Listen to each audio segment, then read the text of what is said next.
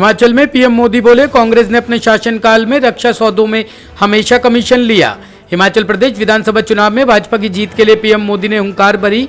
PM Modi ने कहा कि कांग्रेस ने रक्षा सौदा में जमकर दलाली खाई। देश को कमजोर करने के लिए कांग्रेस ने कई काले कारनामे भी किए। कांग्रेस को आड़े हाथों लेते हुए पीएम मोदी ने कहा कि कांग्रेस सरकार ने हजारों करोड़ों के घोटाले भी किए।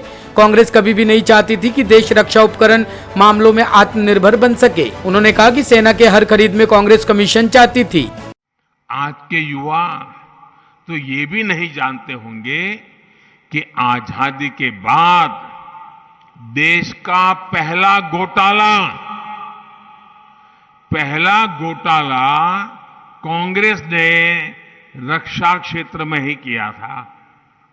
तब से लेकर जब तक कांग्रेस की सरकार रही, तब तक उसने रक्षा सौदों में जमकर दलाली खाई, हजारों करोड़ के घोटाले किए। इसके साथ ही कांग्रेस ने एक और बात सुनिश्चित की। कांग्रेस कभी नहीं चाहती थी कि देश रक्षा साजो सामान के मामले में आत्मनिर्भर बने। वो सेना के लिए हर खरीद में कमीशन चाहती थी, अपने नेताओं की तिजोरी भरना चाहती थी।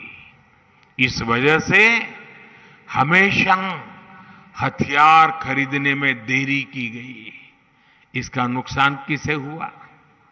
इसका सबसे बड़ा नुकसान हुआ हिमाचल की उस वीर माताओं को, जिसने अपना बेटा मातृभूमि की रक्षा के लिए बॉर्डर पर लड़ने के लिए भेजा था। इसका सबसे बड़ा नुकसान हमारे हिमाचल की बहन बेटियों को हुआ। उन बहनों ने जिसने अपना भाई दुश्मन से मोर्चा लेने के लिए सीमा पर भेजा था। इसका नुकसान हिमाचल की हजारों महिलाओं ने उठाया, हजारों बच्चों ने उठाया। हथियारों में दलाली खाकर कांग्रेस ने कितनी ही जिंदगियों के साथ खिलवाड़ किया है। मैं हिमाचल की किसी माता, बहन, बेटी के साथ यह अन्याय नहीं होने दूंगा। इसलिए आज भारत आत्मनिर्भर होने का अभियान चला रहा है, अपने हथियार खुद बनाने पर जोर दे रहा है। कर्नाटक के बीदर में ट्रक से टकराकर ऑटो रिक्शा के उड़े पड़खच्चे, 7 महिलाओं की मौके पर ही मौत। कर्नाटक के बीदर में भीषण सड़क हादसे में 7 महिलाओं की मौत हो गई और 11 लोग बुरी तरह से जख्मी हो गए। जानकारी के मुताबिक देर रात ट्रक और एक ऑटो रिक्शा की आमने सामने टक्कर हो गई, जिसके बाद यह दर्दनाक हादसा हुआ।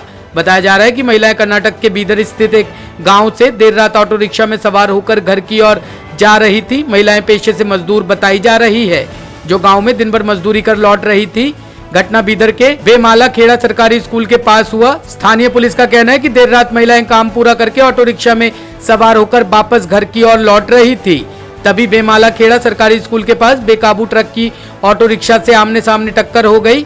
टक्कर इतनी जोरदार थी कि ऑटो रिक्शा के परखच्चे उड़ गए। 7 महिलाओं की मौके पर ही मौत हो चुकी है। कम नहीं हो रही एनसीपी नेता नवाब मलिक की मुश्किलें, जल्दी संपत्ति जब्त करेगी ईडी। एनसीपी के नेता और महाराष्ट्र के पूर्व मंत्री नवाब मलिक पर संकट गहराता जा रहा है। अब ईडी को मनी लॉन्ड्रिंग के मामले में नवाब मलिक की संपत्ति जब्त करने की अनुमति मिल गई है। ऐसे में अब मलिक की मुश्किलें बढ़ सकती है। माना जा रहा है कि जल्द ही इन संपत्तियों को ईडी जब्त कर सकती है। जानकारी के मुताबिक मुंबई के कुर्ला स्थित गोवा वाला परिसर और कुर्ला पश्चिम में 3 फ्लैट सहित बांद्रा पश्चिम में 2 फ्लैट नवाब परिवार के हैं। इसके अलावा महाराष्ट्र के उस्मानाबाद जिले में 147 एकड़ कृषि भूमि भी नवाब के पास है। हालांकि नवाब मूल रूप से उत्तर प्रदेश के हैं। उन पर आरोप है कि इन संपत्तियों को मनी लॉन्ड्रिंग के जरिए आए पैसों से बनाया गया है। पिछले दिनों नवाब मलिक की न्यायिक हिरासत 14 दिनों के लिए बढ़ा दी गई थी। तबीयत बिगड़ने के बाद उन्हें कुर्ला के एक अस्पताल में भी भर्ती कराया गया था, जहां उनका गुर्दे से जुड़ी बीमारियों और अन्य स्वास्थ्य समस्याओं का इलाज चल रहा है। उन्हें ईडी ने मनी लॉन्ड्रिंग मामले में गिरफ्तार किया था। वह दाऊद इब्राहिम की संपत्तियों की खरीद फरोख्त और मनी लॉन्ड्रिंग मामले में फंसे हुए हैं।